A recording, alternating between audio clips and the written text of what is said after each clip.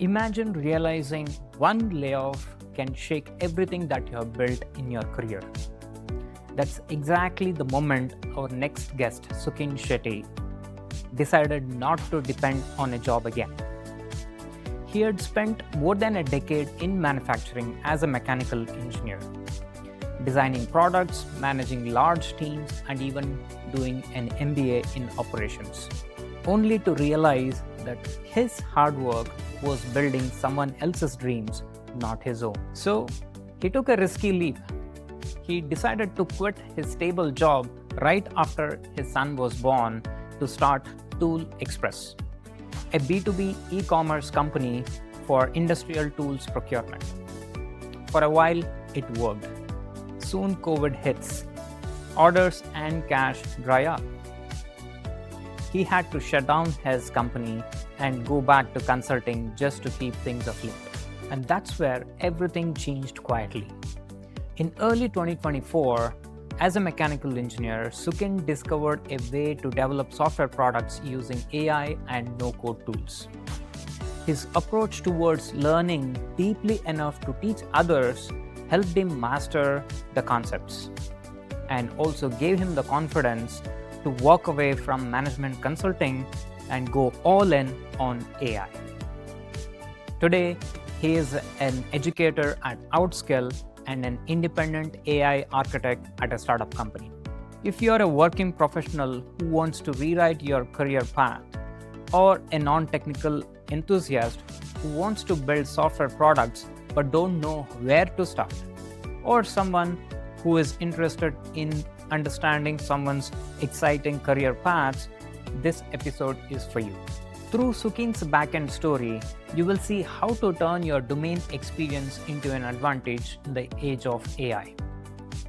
What he learned from the badly timed startup, how to pick the right problems to solve, and why thinking about distribution channels matters more even before you start building a product. Welcome to the Backend Story. I'm your host, Rakesh. Let's get into the conversation. It's really a great opportunity for me. And although I know a little bit about you, I want to dig deeper into your backend journey. So thank you so much for joining me today. Thanks for having me, Rakesh. I'm actually a little honored that you have invited me for your podcast. Let's say if someone is meeting you for the first time, how would you answer if they ask you, what do you do? I'm an enterprise AI architect where I help enterprises build AI solutions.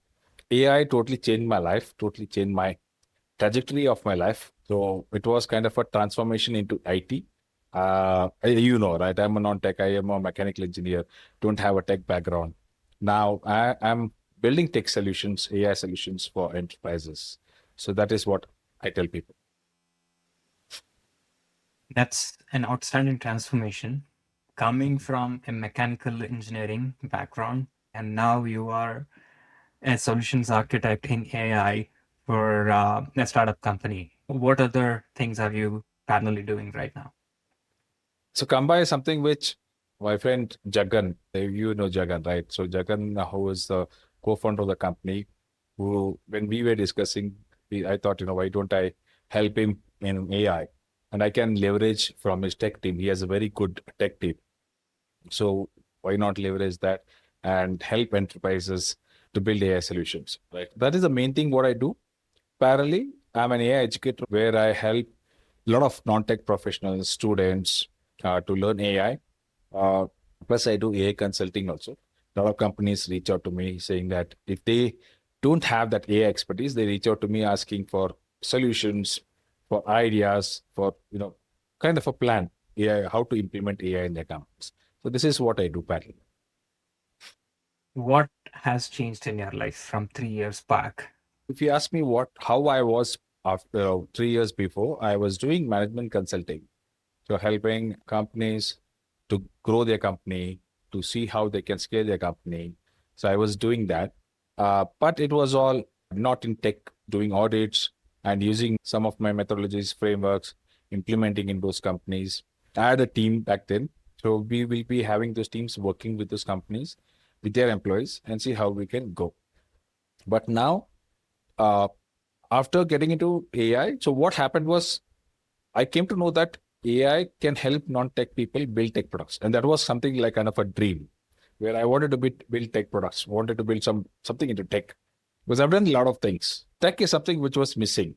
Okay, so I came to know that because of AI, non-tech people can build tech products. Okay, that was interesting.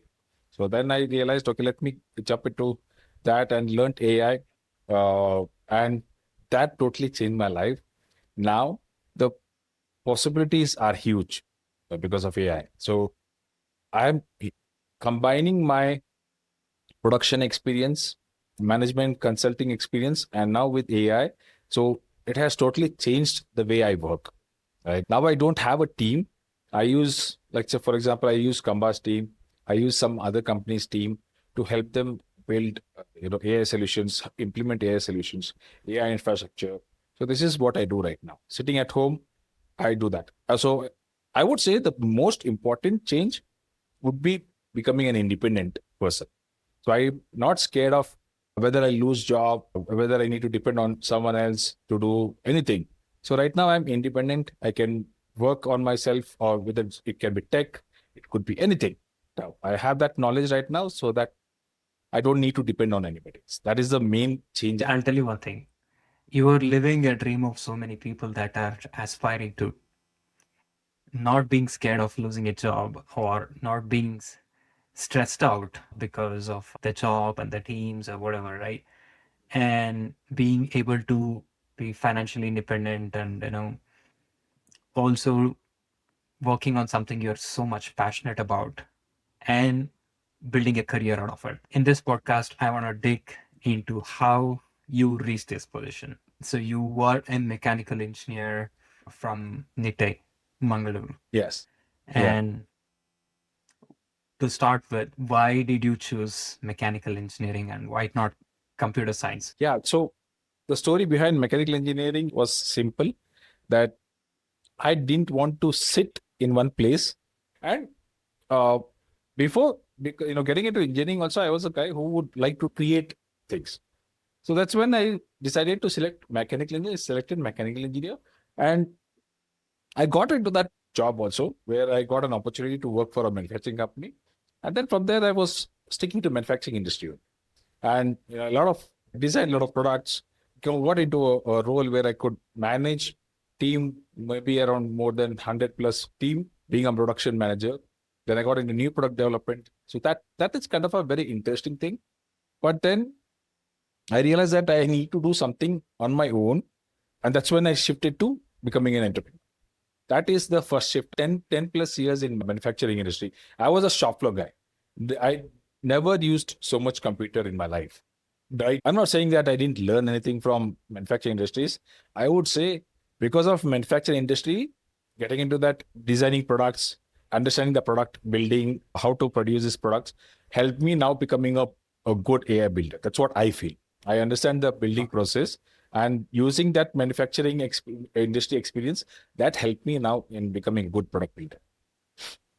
So I think it's the engineering mindset that you build over those years as a production manager, and then it's the same mindset that triggered the curiosity in building software solutions. After your mechanical engineering at NITE, explain me, how did you get your first job? I think it is Bill Forge, right? If I'm not wrong. Yes.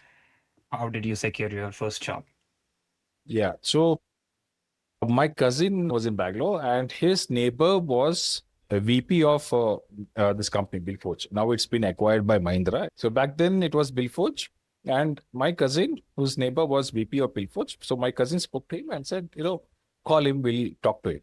And that's when I went to Bangalore, spoke to him, spoke to a few people in the company, was interviewed, and then I got a job there. I worked as a shift in charge initially in the production. So he asked me one question, who took my interview. Do you want to get into production, or do you want to be a designer? I think if I would select a designer, I would have gone into computer.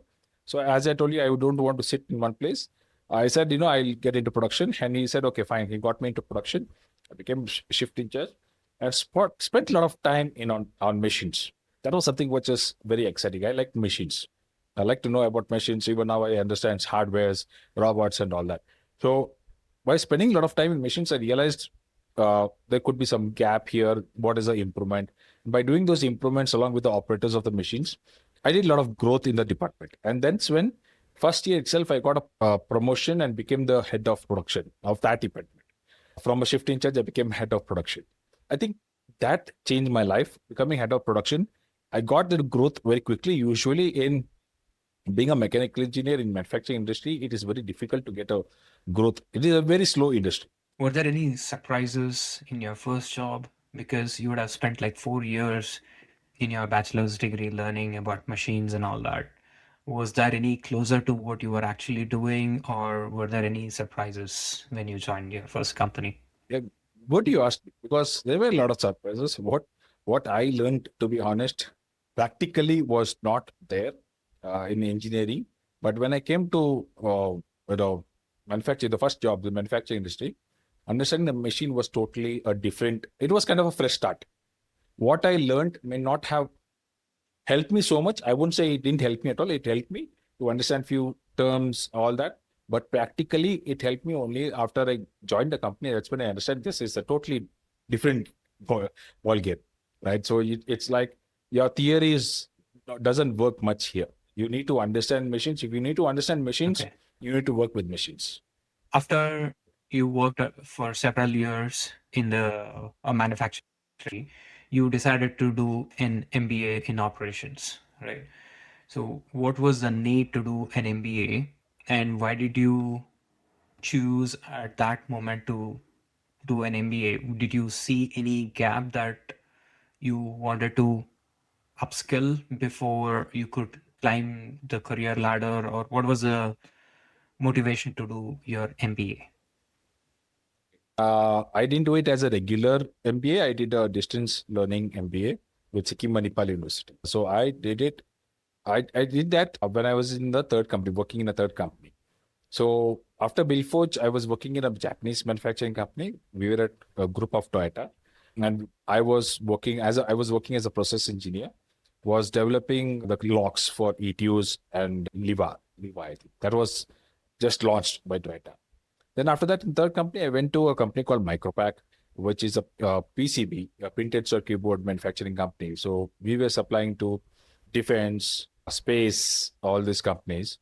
And that time I felt that it was not that needed for me that I should do MBA or else I will not grow. But I felt I am getting into more of operations work. So I felt that I should do an MBA in operation management and see if it helps me. But to be honest, if I have to be honest, it didn't help me a lot. It's still just a degree right now. But one observation that I've made is those who have worked in the industry for a couple of years and then realize that they have to do MBA, there is a very, very strong reason why they want to do that. It's mostly driven by the gaps that they have identified, the upskilling needs that they have identified in their current work. And then after working at these companies, you started your entrepreneurship journey.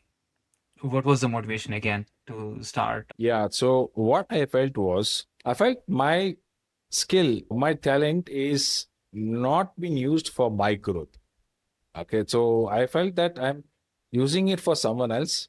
It was my thinking that I want to use my skill, my talent, whatever hard working I'm doing for my growth. So that is something which I saw is missing. And that's when I decided that I need to do something for myself. How do I do that? Starting something of my own, launching my own company, and see that, test that if I can use my skills, my talent for myself by building a company of my own. Right. So to be honest, I'm not from a business family. And that is something even my dad told that, you being from a non-business family is very difficult. So think very well before you decide. All right. So that is something he had told me. And then yes, I took a leap of faith. And I would say, to be honest, now I regret doing that. I won't say regret, but I would say maybe did a mistake by doing it at the wrong time, because my son was just born And I took a leap of faith by not thinking about my family and thinking only about myself. Okay, I have learned a lot, but those mistakes, the failures, whatever happened during those time, I've learned a lot. But I felt I took a decision by thinking about myself and not thinking about my family. That's what I felt when I got into entrepreneurship. It was ToolXpress. It was a B2B e-commerce company. Wanted to stick to my core domain, that was manufacturing. So B2B e-commerce, if I would explain, it would be a Flipkart for industrial products, where I could supply industrial tools for manufacturing companies. So the problem was they had to go to SP Road in Bangalore to buy all these tools, and there were the domain, the tool product, industrial products is a very unorganized sector. Right, even now I think it is still unorganized. So I wanted to see if I can make it organized by doing it online. So a purchase manager of a manufacturing industry will sit in their company, place an order through my website, and we deliver the products to them within 24 hours or 48 hours maximum. So that was the problem we wanted to solve. And we actually did well. Maybe for 2-3 years, we did well. Then COVID happened. Most businesses got shut down. Yeah. So ours, like, it was kind of a hand-to-mouth kind of a business. So if you're not getting orders, we can't survive. So I had few people in my team, not a huge team. Most of them were like interns, part-time kind of a people. I think 1 or 2 people would be full-time. So we had to shut down due to the code. So after that, being an entrepreneur, vision broke out. As I told, life is unpredictable. So from entrepreneur, I became a management consultant. Okay. So you said you ran this for like 2 to 3 years. How did you get your first customer? What was the process that you followed during that time? Would you have done something different if you had to do it again now? Yeah, to be honest, when I started, I didn't know anything about this product market fit, what analysis, all that, And I started begging my old companies wherever I was there. I started a business, please give me some orders. That's how I started. When I got into this, when I was doing this, I learned all this. I learned by becoming an entrepreneur. I think that is what I think everyone should know, that you can't learn unless you get into that position or get into that field. Right? If you want to become an entrepreneur, you can't learn by not becoming an entrepreneur. You need to become an entrepreneur and then start learning all this. Right? So that's what I felt like. I won't say that I took a bad decision, but maybe the timing would be a bad one. But I learned a lot of things from starting something of my own, starting a startup. We actually won a lot of awards also. If you can see at the back, those awards were because of the startup we won. We won a lot of awards. I've been featured on your story also. And then I was featured in some of the magazines. That is not something which I would say, a glamour part, which is not I was expecting. But I learned all these terms, like you said, product market fit, customer acquisition cost, unit economics. What does accounts mean in a business? What all is required to maintain a business? So 2-3 years was like kind of a MBA degree for me. Like joining a college and learning all this was like the 2-3 years of starting my own startup was that. But I learned it in a very practical way, very hard way, failed, and I learned from those failures. Right. So you had to leave your job completely, 9 to 5 job, and then you started ToolXpress. Yeah. Right. Yes. But did you Correct. not try as a part-time thing, like, when you were doing 9 to 5 job, and then, let's try building the other side of it, being a full-time employee, so that you are not risking too much financially or commitments otherwise? So I felt my kind of business, B2B e-commerce, is very difficult to start as a part-time, because let's say I had to go to meet vendors in SP Road in Bangalore, visit them, meet them, make them understand how this business. This was new back then. Right now, there are a lot of people who are doing it. Back then, it was me, and then there was a company called Moglex. I think they are unicorn now, and Ratan Tata just invested. I think we both started together. They got investments. I stayed bootstrapped for whole three years. I stayed bootstrapped. I had cousins, friends helping me out with funds and all that, but that was within the family, friends and family.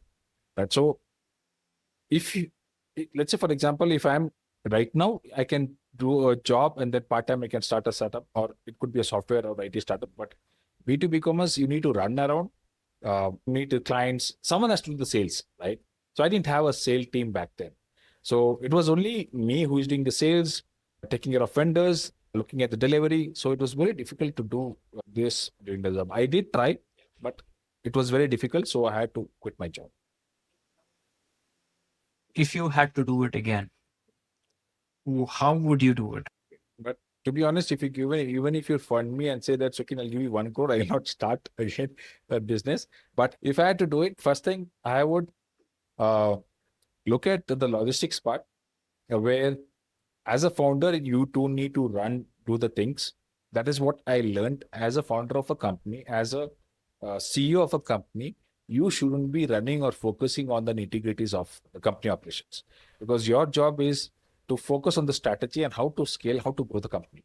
I think the company would have grown if I had a good team, automated the systems. If I had done that, I would be focusing on the growing the company, and that would help me a lot. I think that is where the company failed, the startup failed. So if I have to start, I'll look at that. How can I automate systems? How to not involve in everything and only focus on the strategy part and hire good team. Without hiring, I think this kind of a business is very difficult. You can't do this as a solo founder, which I thought I can do it, but it is very difficult.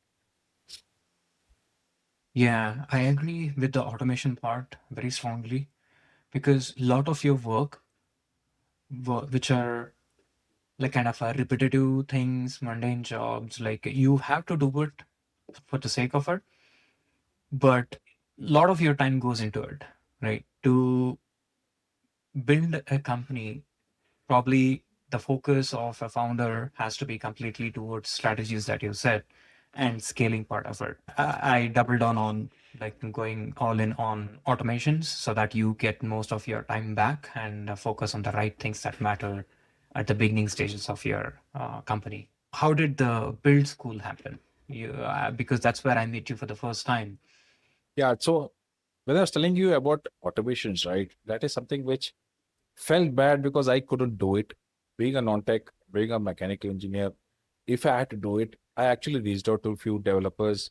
I tried to implement RPA, or it's called robotic some automation. I forgot the name, full form also, where you can automate the systems. I learned all this, all right, but I couldn't do it myself. If I had to do it, I had to hire an agency or a developer, and that was very expensive. Me putting a job, not coming out from a rich family, whatever was there, it was depending on my salary.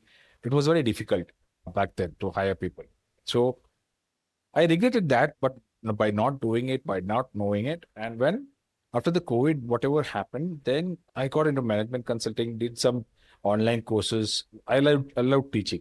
I even now being an AI educator is because of that. During COVID, a lot of people wanted to learn about the passion, the business, how to get into how to get first clients and all that. So I was doing all those things, and then became a management consultant with it was not, I wanted to become a management consultant. One of the companies, uh, big companies of Bangalore came to me, reached out to me saying that, can you help us? I said, I don't want to become an employee because I had a bad experience of becoming an employee even after the COVID. I was asked to join a company which is similar, which what I was doing in ToolXpress. But there it was, I had a very bad experience there being an employee. And that's when I decided that if I have to pick an employee, I'll not just go straight away to any company. So this company, I told them that, I don't want to be an employee. If you want, I can be a consultant. I said, fine, yeah, you can be whatever you want, but be there for us to help us. So then I said, okay, fine. So then I had a few people who I knew, told them to join me in this management consulting thing, kind of registered a small registration company. It was proprietorship. Did that and then started the work with this company. Then after that, I got another client. So this worked very well. So I wasn't expecting more clients, but this company worked out very well. We were able to get a lot of clients for them. We increased the sales. Then we got another client. Then that way we were doing very well. But then suddenly, because I was a part of growth school from beginning, so I was there in their email list. So I got an email saying that being a non-tech, you can build products without writing single line of code. And that hit me hard, saying that I don't need to learn coding, but I can build tech products. That was something now everybody knows about it. But back then it was something new, something like kind of, I would say it would be a first time kind of a thing. So Which year that's when was this?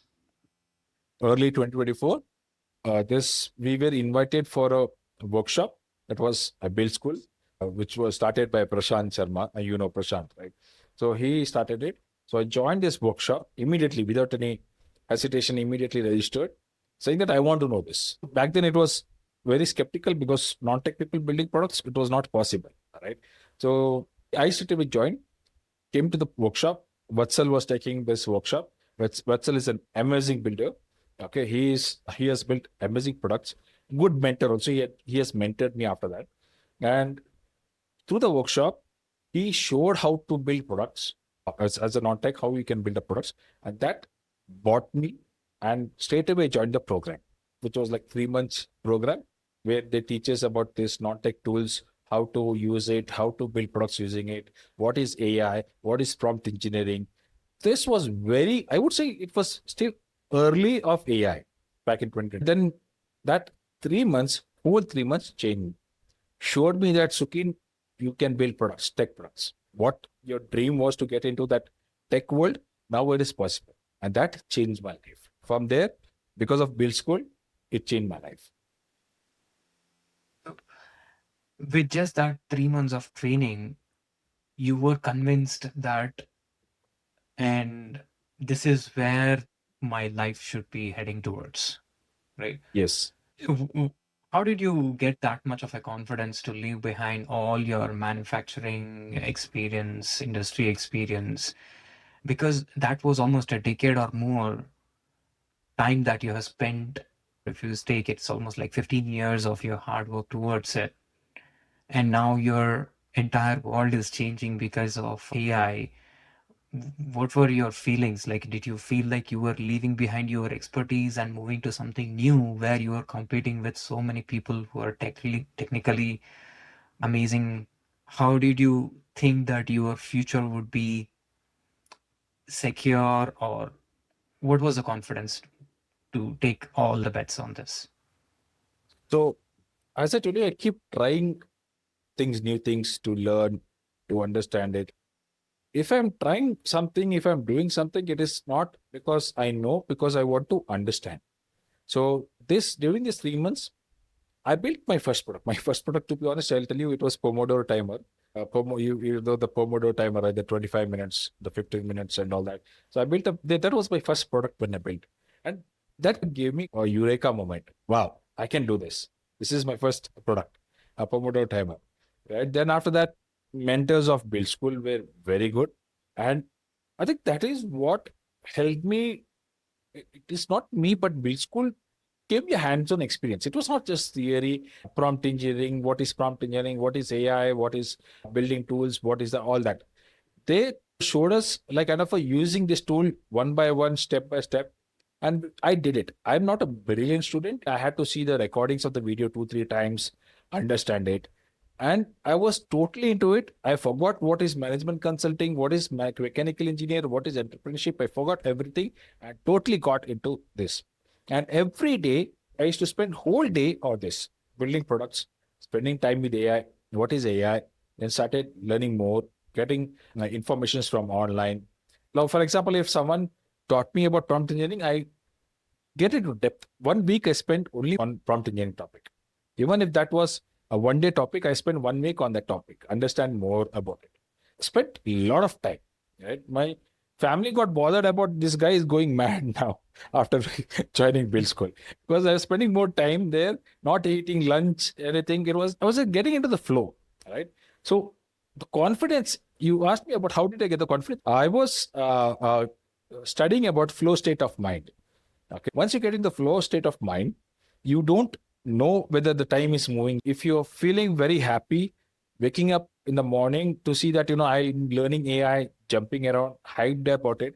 That is what I feel that is your thing. You should focus on that. So A lot of people talk about 21 days. If you have that 21 days, then you should go to 90 days. If you're still interested about it, then continue with it. Right. So for me, yes, it could be 21 days or 90 days. I was never bothered about what days. But when I get into AI building products, I get into that flow. I don't think about anything else. I don't worry about it. It's like a meditative state of mind when I was building products. And I felt this is my thing. This is what was missing in my life till now. So I got into AI, started learning even after 3 months, spent every day, quit management consulting, stopped the company, told clients I can't come anymore. I've learned something new, got into AI, and that changed my life. I think there are a couple of things. First thing is you quit everything and just focused on this, right? Not everyone can do that for various reasons, Yeah. for right reasons, because of financial commitments, because of family reasons. And things that you were able to spend all the time, and probably your family, although they were bothered, but they were okay eventually, let you do whatever you were doing, right? That is a next level support that you would have gone for sure. I have a very supporting wife. Without her, I wouldn't have even joined build school. I think she saw me attending the workshop, doing learning about it, trying to understand about it, and she said you should join the program. And to tell you that Nice. the program fee was given by my wife. I didn't have that Wow. earning, I can give fee for the build school. She told me you join it. All right. And then I told her, give me a time. I wasn't sure how much time, and I assured that I'll do something in this AI field. And then that is something which I did. I was fully committed to AI, and that changed my life totally. If you, the second point that I wanted to ask is, till today, even many people are still thinking AI is a bubble. This could be a bubble, or this could not be a path forward for me to build my career. Like, and I'm still surprised how you went all in on this, where people even today they're thinking AI is a bubble and all that. Yeah, even I was skeptical. Uh, to be honest, back then, someone telling non-tech people can build tech products. Now it's easy to sell, but back then it was very difficult to sell. And I think Build School did that job. Would be like first program. It would be difficult for them, but they mastered it, right?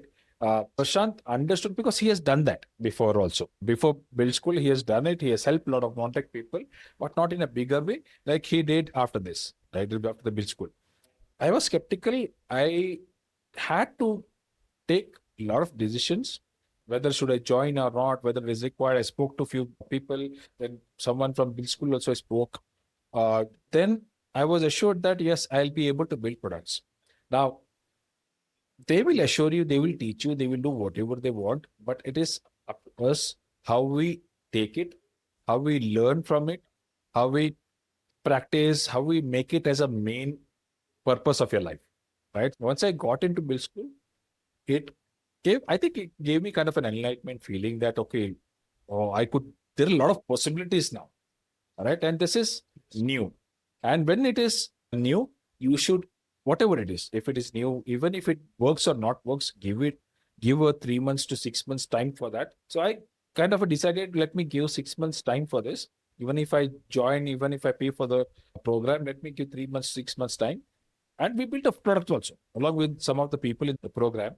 We built a first product. All of us, we were all non-tech people. We built a first product, gave a demo. It was that confidence increased. That was, you can build more than this. But it is you who has to put a lot of efforts, time in this. Then trust me, you can do anything with this.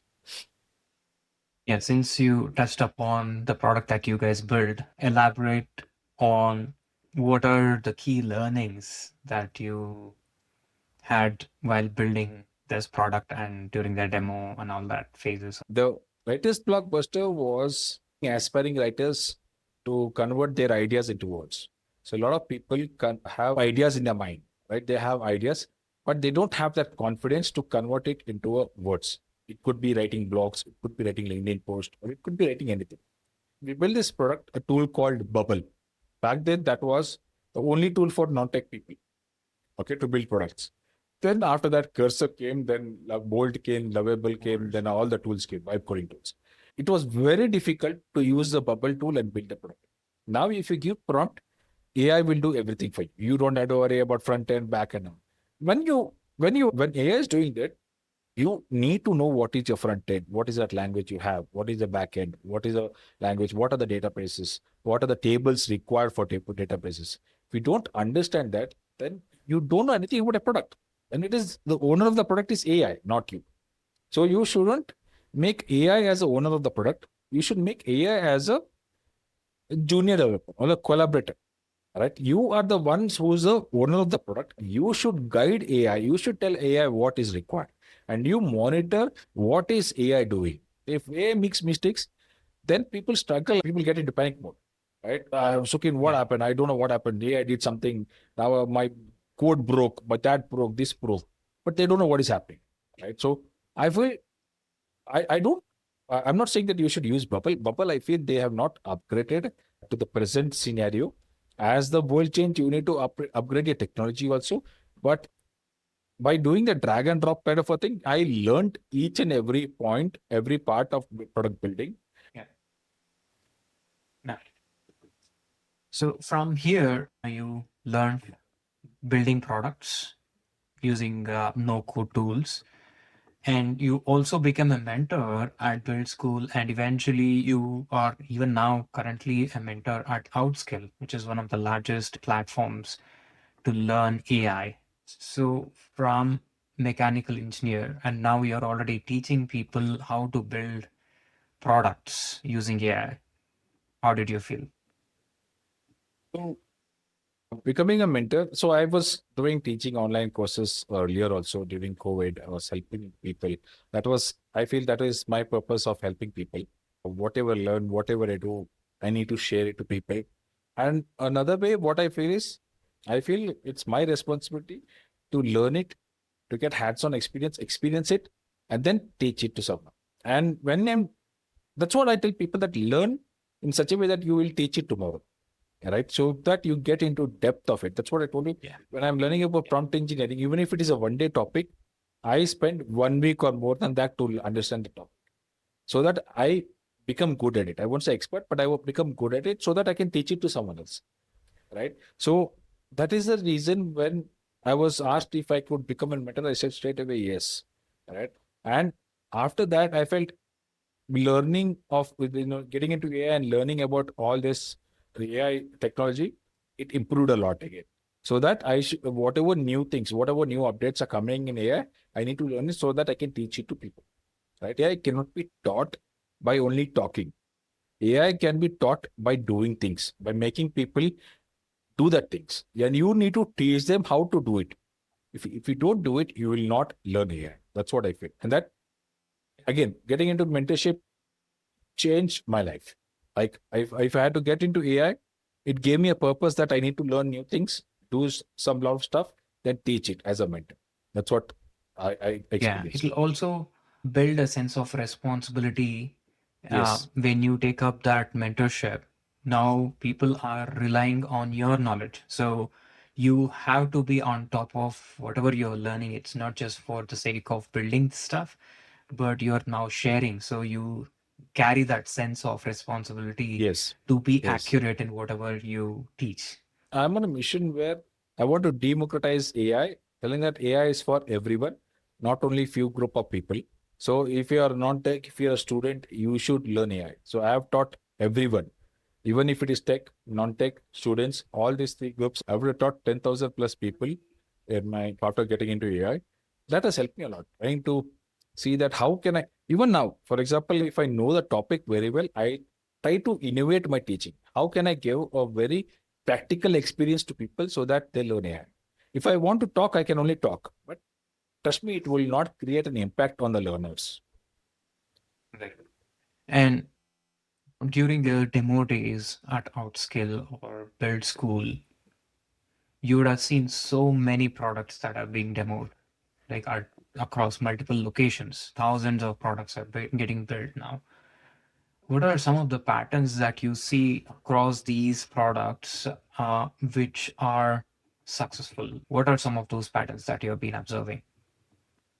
So earlier, when I started becoming a mentor in Build School and then helping learners build their product, give their demo, back then it was more of a text heavy kind of a product, right? Your output will be more of a text and people have to read it. But today, when the technology is improving, people have to realize that when the technology is updating, right, people are expecting fast result also. Nowadays, time is money, right? So when I sit with people each week, this is what even now I do. I sit with each team, help them improve their products. I tell them this: if a user has to use your product, he will only come and see how are you saving his time or how are you saving his money, his or her money, right?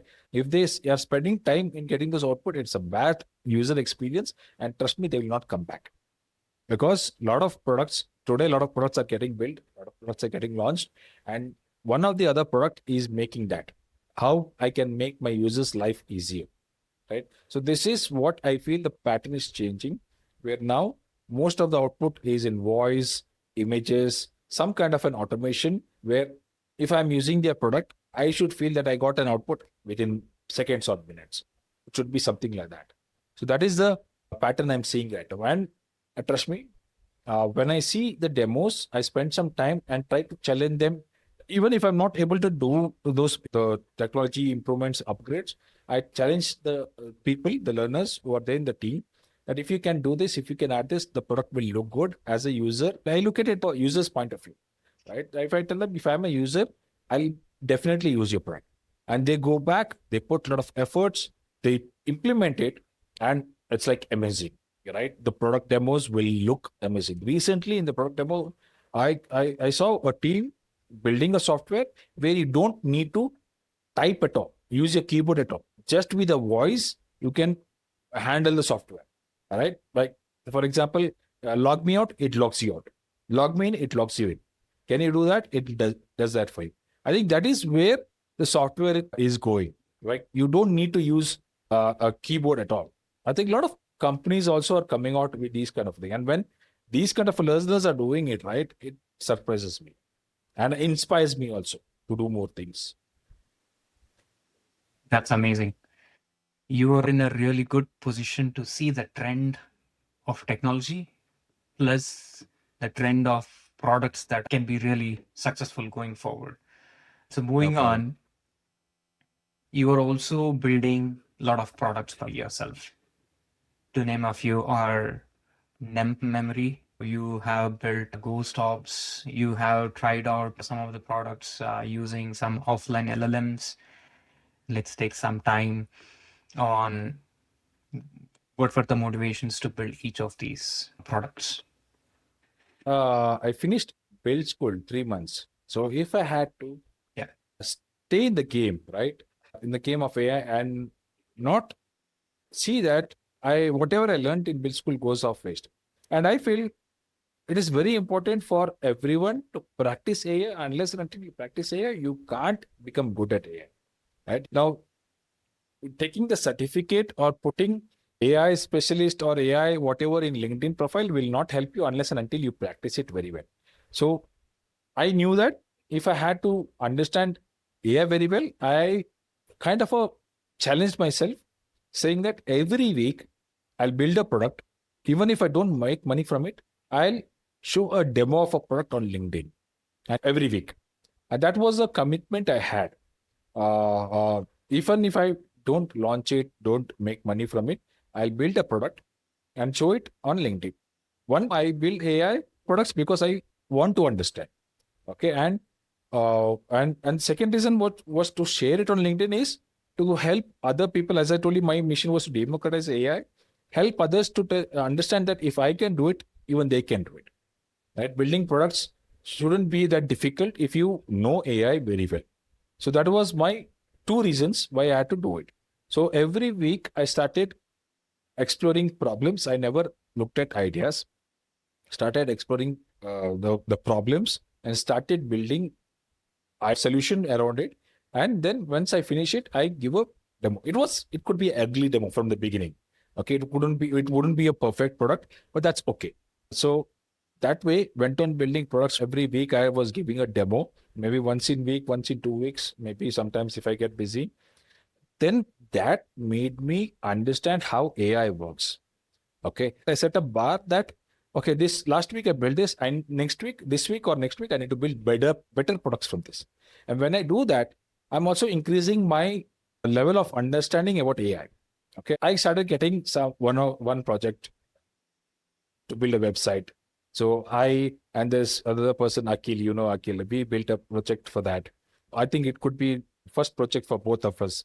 Then after that, we got more and more projects. I started building individually.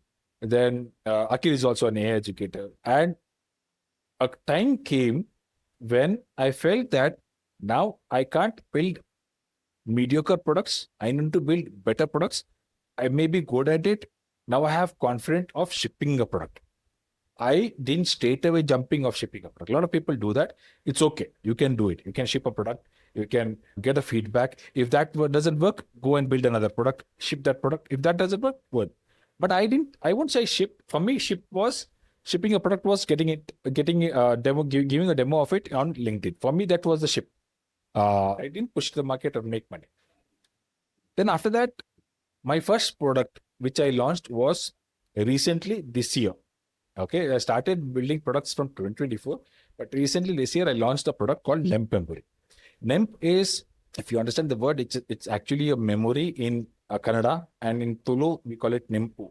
Nemp is a memory or Nenapu, right? So I named why I built that. So I'm a heavy user of Claude Code. Okay, so Claude Code back then when I launched this product didn't have their memory.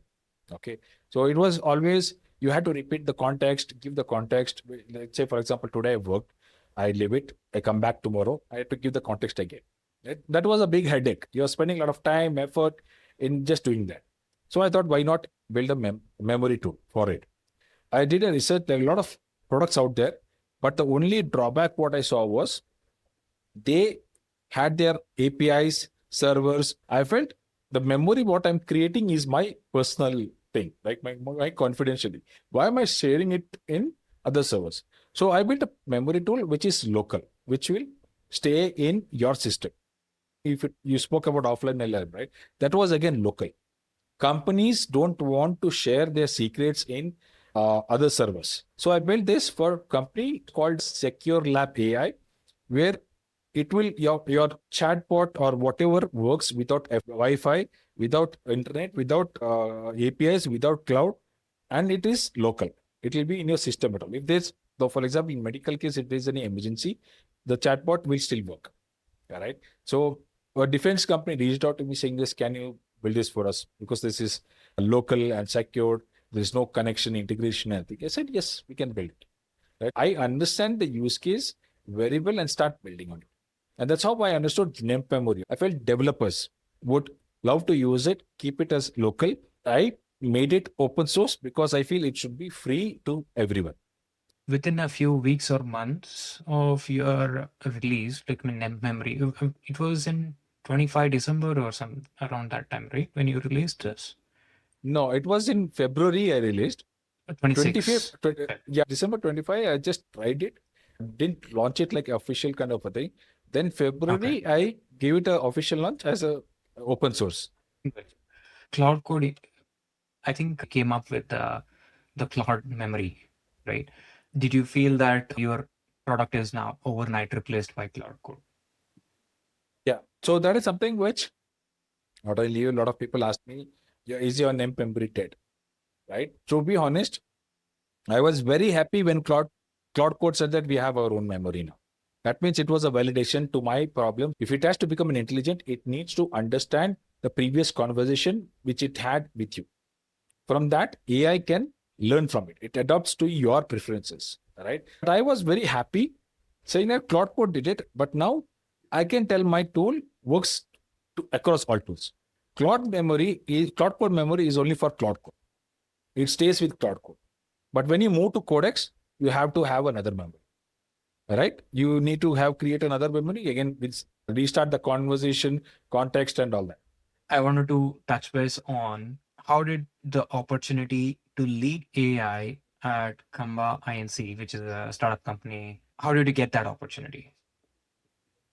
Jagan I think he was part of your cohort. So I had an opportunity to meet him, talk to him.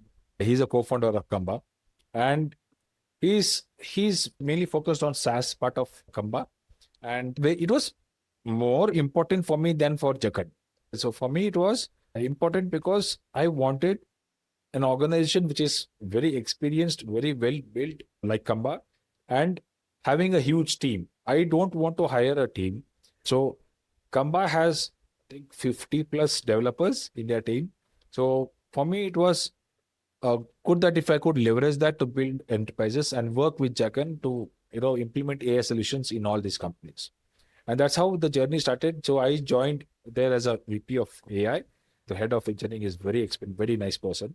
And I work with them to see how we can build tech products, especially AI products, not tech products, especially AI products, and see how we can help these enterprises in India or globally implement AI solutions. And I feel still, if I'm talking to clients, I understand that a lot of companies still don't understand AI. So I wanted to see if I can use my expertise and help these companies implement. When you first took this position of VP of AI role at Kamba, what problems you were actually planning to solve at the very beginning? For example, now if a client comes to me with a very vague statement of, can you automate this using AI, which can save time and save money for us? Then I had to do a lot of research, need to understand the problem, do a lot of questioning and answering with them. And then I understand their problem because they come with a vague idea. You need to get into this. My job to get into detail and then educate them. Right. Then I create architectures, what kind of architecture is best for this, create PRDs, I create user flow diagram, then I share it with client, they see it, then they say, yeah, this is what I'm expecting. We build a POC, so to show them the demo and build the trust. Quickly we build a POC, we give them a demo, they are very happy, then we share the proposal, and then after that we start building. Right, this is the process which we got in, and then we are doing it now, and a lot of clients like it. They say that you are giving us the trust first and then you're selling, saying that we are capable enough to build this. So we have built a lot of complicated AI workflows, automations for clients. To give you an example, so there was one company who reached out to us. This is a media company or digital marketing agency company. Sorry. So what they do is for major big brands in India, like Indigo Airlines, it could be banks, even Mumbai airports, different airports, they get Google reviews. All right. So someone is replying to this review, thank you, please visit again, or something like that. Or if there's any issue, they try to sort it out, those issues. The major brands are giving to this company, the media company, the digital marketing agency company. Okay. So to see, they can respond. This company came to us saying that, can we automate this, just saying thank you, please visit again and all that? Will AI agent can do it instead of humans doing it? Because that is not that value-added activities, right? So if it is a non-value-added activities, can we automate this? So we built an agent so that if we can automate those things, and we gave a POC also. So these are some of the use cases which we get where they say, we think that this is a non-value-added activity. We don't need humans to do it. Can AI do it? And I feel that is how AI should be used in enterprise. And it's not 100% automation. There is a human involved to approve all this. Of course. Now, this question will be a little more a broader spectrum of things, starting from coming up with an idea. How would you validate that idea? How do you do ideation? How do you approach product building? Can we monetize on that product? What's the sentiment of the users could be, and then build a product? How do you get your first client? How do you market? I want you to briefly touch base on all of these topics because many people know one of these segments, but not the whole thing. So this is something which I usually teach in my vibe coding sessions with Outskill. I don't teach about selling because there are different phases here. One is building a product. All right. That is having a different learning curve. All right. And then marketing the product. That is another phase. Then getting a paid client and maintaining that is another phase. So these are the three phases. So let's start with the first phase, the building phase. So in the validation part, what I teach people is you need to understand the problem first, not the idea. You need to see the problem, if that problem is good enough to be solved. Or if that problem, do you have some kind of a domain expertise in that? Using AI in your domain expertise thing is huge. That is where the success is. Okay. Because now people learn AI, they feel that, okay, I can build any kind of a product, so let me build any kind of a product. All right. So if you don't have the domain expertise of it, you will not understand the user's journey. People will not use it. It won't be a usable product, right? So understand the product problem very well before building. People jump straight away to building because now it's easy. Like it's a kind of a dopamine effect. Give prompt, product is built, but it should be usable product also. Right? How do you make it usable product? By understanding the problem very well, understand the user's need. You need to be obsessed about user more than they know about themselves. Okay, you should understand the root cause of the problem. If you don't understand the root cause, you're solving a wrong problem. You're just looking at the symptoms, you're solving the wrong problem. And if you're solving the wrong problem, you're not building a usable problem. And you find the solution for that. Now, before that, I told you about market signals. So use Reddit, use any other platform to understand if people are facing this problem. So you need to do interviews with the user, try to understand if they are facing the problem. If they're facing the problem, how are they solving it today? If they're not happy with the solution right now, what are they expecting? These are the three things you need to know about the problem or the user. You will find it, you can talk to user directly, or you can find it on Reddit, some other platforms, on X, or something like that. Okay. So Reddit is a good platform for that, to understand how users are facing the problem. Are users facing the problem, first of all? And then if they're facing the problem, what are they doing right now for that? So you can see that gap, what maybe the present solutions are not having, and then you design a solution, your features of your product based on that. All right. Once you understand the problem, one thing is you need to know if the pain point is frequent enough that they use your product a lot. I believe that, yeah, there could be some products which will not be very frequent, but they're very successful, but you need to have many uses for it. Right. So let's say, for example, if it is a product about tax filing or something like that, right, which can be used once or twice in a year. If it is not GST filing, but normal tax filing, once in a year. But see which are a pain point, which is very frequent, which immediately you get a lot of users. When I say a lot of users, even if it is 50 users, 10 users, we can start making money from it. Because if it is a frequent problem, a lot of people expect to use your product daily. And once they use your product daily, they could become die-hard fans. So initially, your product, your solution should be like kind of a part of their life. They should say like, I can't live without this app. It should be like that. When you have that, right, people become die-hard fans. They start paying for your product. And when they become die-hard fans, there's something called as word of mouth, right? Word of mouth is the most underrated marketing technique, because we as initial builders, we won't have so much money to pay for influencer marketing or something like that. But initially, if you have to do word of mouth, these diehard fans will talk about your product with others, right? And these guys will be your marketers. So how will they become diehard fans? Like solving their problem, making a habit kind of a products. Like there's a book called Hooked by Neil Ayal, which says how to build a habit forming products. So, which is very good. We should read it, right? He has told some process, and I think he did an interview also on Think School podcast with Ganesh, and he has explained this also there. It is very good. Why we need to build habit forming products is it's very important that we have repeated users. Users come back to us again and again. That for a new company, new product builders, it is easier to get clients or users, right? So they come and use your product again and again. People are coming again and again to use my product, right? I've been testing that. Even now, I'm not monetizing and I'm experimenting it. Now I want to monetize it. Now, if they are using your product again and again, that means people like your product, right? And if they are using again, they will be ready to pay for your product also. So it should be like a self-selling product, right? You build a product, People use it every day. They will be like, I can't live with this product. I'm ready to pay for this product. And that is what we have also experienced when we pay subscription for the products. And this helps me a lot. Even if it is, I am using it once or twice in a week, I am using it a lot. So let me pay for this. That's why we are paid for ChatGPT subscription. Right? Most of them have used paid for ChatGPT subscription because they want an LLM with them. Right? So it's very important that we create a product which makes user die-hard fans of your product. So that is related to problem.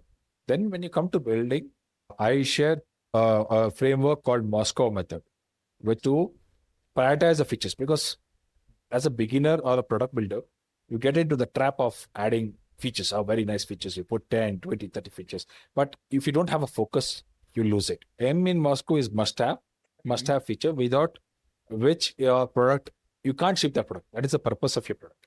The core problem what you have, the core solution is a must have. So build that feature first. If everything goes well, then you go to should have. Should have is important feature, but not as important as must have. So finish must have, come to should have. Should have is something which users are expecting, right? And then you come to could have. Users are not expecting, like kind of a surprise kind of a feature, where users are, you're giving a smile to a user. I didn't expect this feature, but it is available, right? So you can have one must have, one should have, maybe two could have. You are planning a lot of features, but not required when you're launching. You can have it later. So let me launch with these 3-4 features first. That's what usually all the products do. Then I'll talk to users, try to understand if they like this feature. If they don't like it, I'll not implement it. I'll check it out. Then if they like it, I'll implement those features. That is what happens. So this is the acronym of NASCAR. So it is very important. What is your core feature? What is your should have feature, must have feature? All that you will know from this method called Moscow method, right? Once you know your features very well, then you create PRDs, all that, and then you go to AI tool. So as a non-tech builder or a vibe coder or a AI coder, you need to know that 80% of the work is from the planning, getting clarity. 20% AI will do it. So it is very important for you to understand the 20% part is something which anybody can do, because AI can do it for anybody, not only for you. How do you stand out from the market? How do you differentiate yourself from the market? 80% part, the planning part, the clarity part, which most of the people skip out, and then they end up not building a usable product. And from that clarity, you go to AI. AI will build you a very good product. Then you ship it, right? So building is not difficult in today's world. Only the planning and clarity and getting a usable product from AI is very difficult, right? So that 80% part is most of the people. Even if I teach this to people, most of the people are skipping it because that is a boring part. People don't like doing the boring part. They were like, okay, AI will do the stuff. They want to do that. Yeah. I think you rightly mentioned building products is like a kind of a dopamine hit. You see more and more, like, just speak or type and you see the products coming live, the features coming live without realizing, is it really required or not? Is it only you that thinks that it's a problem, but not others? Even others, but they're not willing to pay for it, right? So this Moscow method definitely is strategy. So you constantly are in touch with your alpha beta testers and get them use your product. And then what are the next steps? How do I take it to find the right clients who will Yes. be a paying customer? I'll tell you in my perspective, I can't invest in marketing. So what I would do is that's what I did with them. And that's why I have more than 100 stars right now, even with just 1 month of marketing. I'm trying to experiment. I just want to see how the product goes organically. Okay. That is what I wanted to try to see. And it is going very well. So once you test it out with alpha, beta testers and implement their feedbacks, improve it. And once you tell them to test it. And once they give you a good feedback saying that, yes, you're good to go, then you talk about it on social media. So when I say social media, it could be LinkedIn, on X, specifically on X, because X you'll find a lot of developers. But converting them to users would be it would be a challenge. And then I talk about it on Reddit. Reddit actually helped me a lot. Even now, I'm getting users from Reddit. People, I can see the analytics, right? And a majority I get it from Google.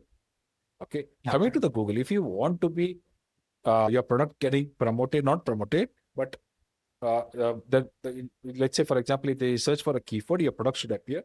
You should have something called as backlinks, where you write blogs. All these posts will also help. There's a way of backlinks, all that SEO, right? So that is what I feel. Most of my traffic is coming from Google. Without me putting in money, single rupee of money, single dollar, I get most of my traffic from Google. Then it's from GitHub. GitHub is mainly, I think it should be developers or tech people, right? I get it because mine is open source, so a lot of people come from through GitHub, but majority is from Google. Google, because it was the first month I wrote blogs everywhere, right? I have Hacker News also. Even now I get some traffic from Hacker News. So I was getting even from ChatGPT. People search for the products and all that using ChatGPT. So there is something called as AEO other than SEO. So you need to see all this. And then, yeah, it is an effort. You need to do it. If you want your product to be visible for people, so initially I feel don't try to monetize immediately. Try to see, even after alpha beta testers, you need to see at least you get 100 users, right? If you can see if 100 users are using your product, then you can think of monetizing it. Because you need to know whether it is a usable product or not. You may think it is a usable product, but are people outside thinking it is a usable? If it is not a usable product, trust me, they will not pay for it, right? So now I realize that, so we go based on the feedback of the market. You see the market signals, talk to users. I spoke to a lot of developers. Developers reached out to me saying that thanks for solving this problem. You imagine being a non-tech person helping out developers and developers coming and thanking me, right? So it is a different feeling. So look at the market signals, listen to users, and then go step by step. Don't go immediately. Yes, take my product. It is $10, $20 per month. People may not know who you are. Trust is a factor there. If they have to trust you, they have to use the product. The people will not pay immediately for you. Correct? Let them use your product. Let them trust you.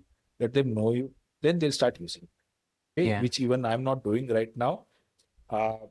Building a community around your product. You should build a community around your product. Now I'm thinking that a lot of people are using it. I should launch either Discord community or Slack community and see that I can bring in a lot of people in that community, which I didn't do, but I recommend a lot of people to do that. Amazing insights, Sukin. So many people are going wrong and not having a proper direction towards building successful products which they can monetize. Building a product was a painful thing, but not anymore. But other things are taking the front stage now. These were there and now also they are there, but they are now becoming more and more centric because developing a product is not a problem anymore. This was like a crash course with all your practical learnings and the way you are teaching other people also to start. People who are building products also hire consultants to tell them how to talk about their product to in the market because they don't know. Absolutely. Right? Let's say, for example, this is something which I'm not doing, which I feel I should do, is creating content around my product. You should create, it could be educational content, entertainment content, whatever kind of a content. Create content which can bring in a lot of visitors, viewers, or users to your product. I think content is something which is a great deal to create distribution channels. Without distribution channels, it is very difficult. Then distribution channels is something which cannot be created overnight. So amazing insights. Those who are building for the first time or they have built for a couple of products but they are not seeing the success or the expected outcomes, I would highly recommend to go through this segment where they are going wrong or what are the right steps they could have taken. Maybe this segment probably will give them a right direction in how to build successful products, not just build the entire process. Thank you so much for those insights. I have two more questions before I wrap up, Sukin. Give me 2 to 3 pitfalls that new builders have to be aware of. First important pitfall On a trap, I would say trap is thinking building products is easy. Yes, we told that now it's easy, but it is not easy when you're just starting, right? That is the important thing what people need to know. When I say it is not easy, what does that mean? That is a second trap.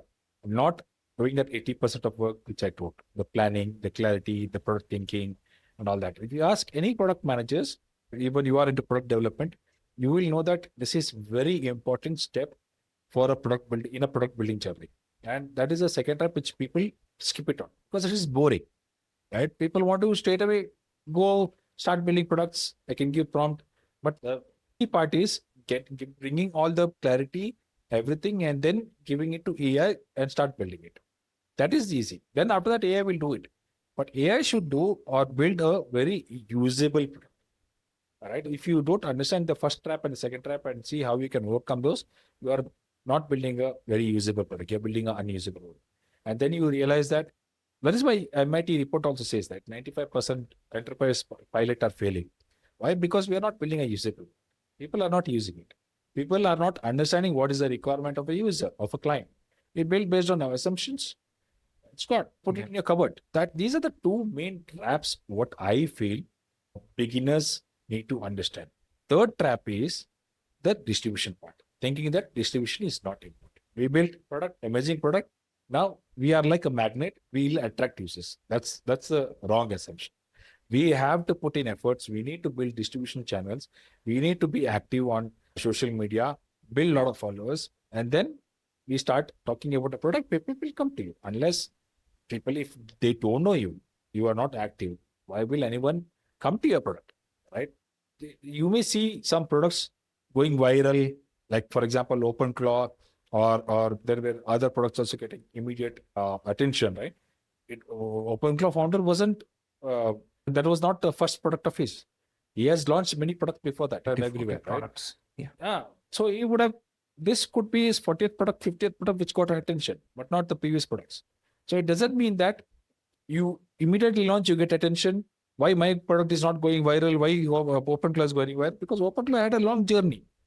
So distribution is a very long journey. You should don't wait for to build your product. Start sharing content, creating content on social media, LinkedIn, X, whatever.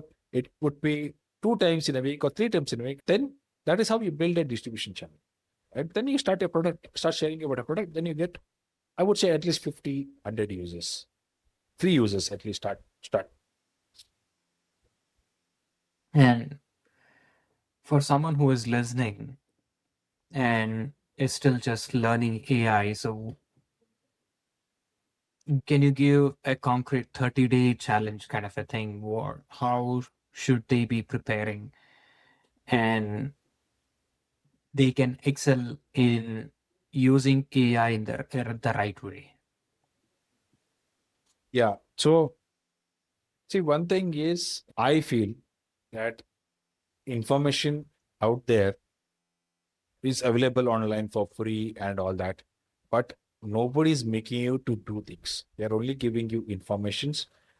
If you are not implementing it, then it's of no use, right? There'll be a lot of YouTube videos, a lot of articles, a lot of this about AI, about agents, all that, right? Learning is of no use until and unless you implement it. You need to get hands-on experience to know about AI. So if I have to give you 30 days challenge, if you're working every day on this, I would recommend if you can go or join a structured course.